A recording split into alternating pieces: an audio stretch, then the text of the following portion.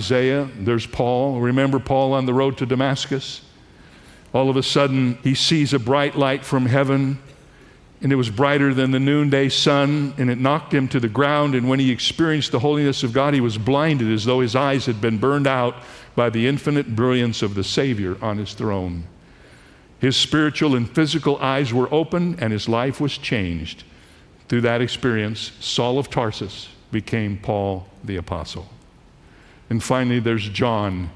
Read the first chapter of Revelation, and it will tell you that when John looked into heaven, he saw the enthroned Lord, whose hair was like blinding snow.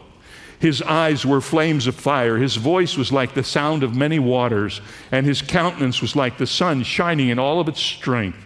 Out of his mouth came a two-edged sword.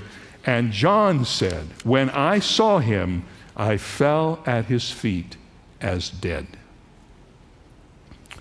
Encountering the holiness of God. I rather think if you and I would have any experience like one of these 5 guys, we would do the same thing, don't you? We'd put our hand over our mouth. We'd fall on our face. We would say, woe is me, for I am undone.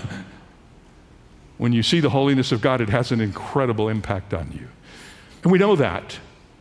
Maybe that's why we're a little bit timid about even exploring this subject. How am I impacted by the holiness of God today?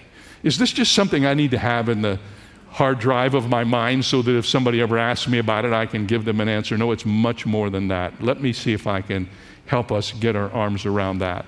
What are the takeaways for you and me when we know what the holiness of God is all about? Well, let's talk first about association. When we understand how holy God is, we see ourselves in the light of that holiness. The standard of all morality is God's absolute, perfect, unsullied holiness. And anything that falls short of that can never measure up for fellowship with the holy God. That's why Jesus Christ had to come to this world, because we could never be holy enough to know God. We had to borrow our holiness from God's Son. The cosmic disconnect between God and man can only be understood in a real way by our next point, which is appreciation, understanding the cross as a picture of God's holiness.